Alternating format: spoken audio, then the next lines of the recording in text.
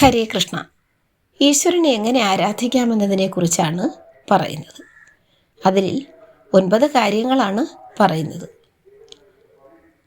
കഴിഞ്ഞ ഭാഗത്ത് 5 കാര്യങ്ങളും പറഞ്ഞിരുന്നു.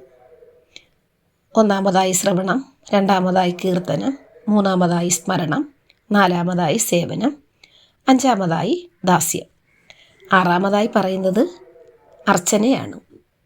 ഈശ്വരന് നാം ദാസനാണെന്ന് കരുതി അനുസ്മരിക്കുകയും അനുസരിക്കുകയും ചെയ്യുന്നതാണ് അർച്ചനം. ഏഴാമതായിട്ട് പറയുന്നത് വന്ദനമാണ്.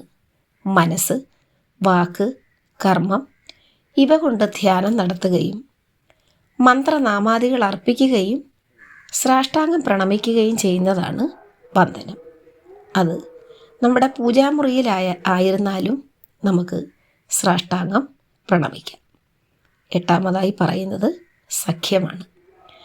സഖ്യം എന്നതുകൊണ്ട് അർത്ഥമാക്കുന്നത് ശുഭമായോ അശുഭമായോ ഭഗവാൻ ഒരു വ്യക്തിക്ക് നൽകുന്നത് എന്താണോ അത് ആ വ്യക്തിയുടെ മംഗളത്തിനായിട്ടാണ് എന്നതാണ് പറയുന്നത്.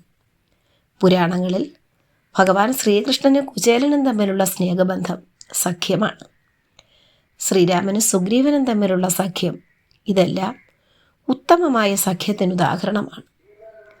9ാമതായിട്ട് പറയുന്നത് ആത്മസമർപ്പണമാണ്.